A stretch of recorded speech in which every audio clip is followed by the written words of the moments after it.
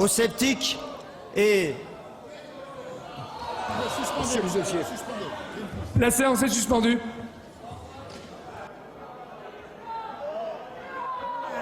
Interruption de séance. Vous entendez, le président vient d'interrompre cette séance car il semble qu'il y ait à nouveau des militants de Greenpeace qui soient parvenus à rentrer dans l'hémicycle, enfin en tout cas sur les balcons du public qui sont au-dessus de l'hémicycle. Ils tentent de déployer une banderole jaune, sur laquelle j'ai cru pouvoir voir aux actes Monsieur le Président, Copenhague aux actes Monsieur le Président. Ces mêmes militants qui sont parvenus aux alentours de midi à monter sur le toit du Palais Bourbon à l'aide d'une échelle télescopique. Je regarde en même temps que je vous parle. Sur ma gauche, il y a également des militants de Greenpeace qui essaient de déployer une banderole.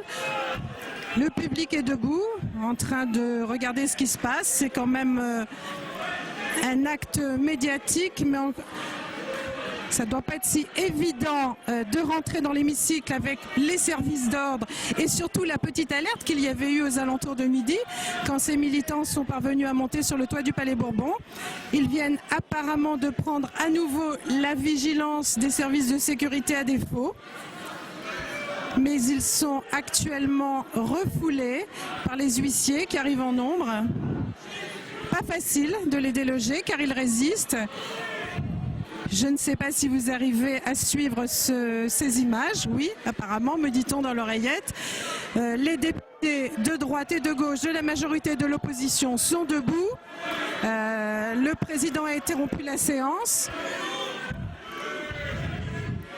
Je vois sur mon écran de contrôle, car je ne peux pas suivre absolument tous les événements de l'endroit où je me trouve, mais je vois sur mon écran de contrôle que les militants de Greenpeace sont actuellement évacués par le service d'ordre de l'Assemblée nationale. Les députés de la majorité regardent attentivement ce qui est en train de se passer. Les députés de l'opposition restent. Donc, nouveau coup médiatique dans cet hémicycle aujourd'hui, avant l'ouverture du sommet de Copenhague, dans 5 jours. Conférence sur le climat à laquelle vont se rendre bien évidemment le président de la République. La gauche, Martine Aubry, a déclaré qu'elle allait s'y rendre. Et les militants de Greenpeace veulent encourager un accord à ce sommet, à cette conférence de Copenhague, un accord, un accord signé sur la réduction des gaz à effet de serre. Vous l'avez entendu tout à l'heure, mon invité Noël Mamère, député vert de Gironde, revenir un petit peu sur ces revendications des militants de Greenpeace. Lui qui a réussi à discuter avec eux, bien évidemment, tout à l'heure, à les rejoindre lorsqu'ils étaient à l'extérieur du Palais Bourbon et après qu'ils aient tenté en vain de déployer la banderole. Apparemment, rien ne les a découragés et ils sont parvenus à nouveau à rejoindre les tribunes du public. Là, je vois les huissiers avec les banderoles jaunes dans les mains.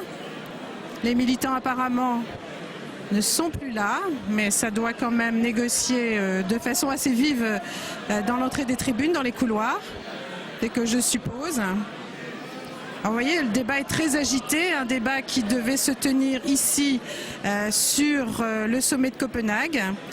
Jean-Louis Borloo, le ministre d'État, avait pris la parole. C'était au tour d'un député du Nouveau Centre d'intervenir. Il attend tranquillement à la tribune qu'on lui donne à nouveau la parole. Le député Stéphane Demilly du Nouveau Centre, qui doit s'exprimer pendant 10 minutes et donner évidemment sa contribution au débat. Qui attend tranquillement qu'on lui donne la parole. Mais le président Accoyer n'est pas au perchoir. C'est lui qui, évidemment, maître de cérémonie, qui va donner à nouveau la parole pour que le débat reprenne, mais il n'est pas encore revenu à son fauteuil. Son fauteuil dit le perchoir. J'avais à mes côtés une délégation qui a également quitté la tribune. Le public est partiellement quitté les loges. En tout cas, à ma gauche, les loges sont vides. À ma droite, il reste encore des personnes, des gens du public. Les députés sont toujours à leur place. Et ça s'agite beaucoup, en tout cas, chez nos députés, qui doivent évidemment commenter ce nouveau coup de force de Greenpeace. Coup de force et coup médiatique. Décidément, l'Assemblée nationale, en ce moment, et les questions au gouvernement sont mouvementées. J'attends toujours que le président revienne pour reprendre cette séance, mais je ne vois toujours pas revenir M. Bernard Accoyer, le président de l'Assemblée nationale. Je peux peut-être, en attendant que le débat reprenne, vous dire un peu comment les choses devraient se passer si le débat reprend, ce que je ne suis pas encore en mesure de vous dire. Après Stéphane Demilly, donc député du Nouveau Centre, qui a maintenant quitté la tribune, vous auriez entendu, ou vous entendrez peut-être, je ne sais pas si j'emploie le futur ou le conditionnel, Yves Cochet, pour les Verts, qui doit lui aussi s'exprimer pour 10 minutes. Il devrait être suivi par Serge Poignant, député UMP, 10 minutes lui aussi. Puis Jean-Paul Chanteguet pour les socialistes, qui doit également s'exprimer pendant 10 minutes. Puis viennent les présidents de commission, Patrick Ollier pour la commission des affaires économiques, Axel Poniatowski pour la commission des affaires européennes, Christian Jacob pour la commission du développement durable, Pierre Lécuyer pour la commission des affaires européennes. Je ne sais pas si nous serons en mesure, et Chantal Joanneau qui doit s'exprimer également pour le gouvernement. Mais je vois que Bernard Accoyer, le président, est revenu à son fauteuil. Il siège à nouveau. Il va évidemment donner à nouveau l'autorisation de reprendre les débats. Vous venez de l'entendre.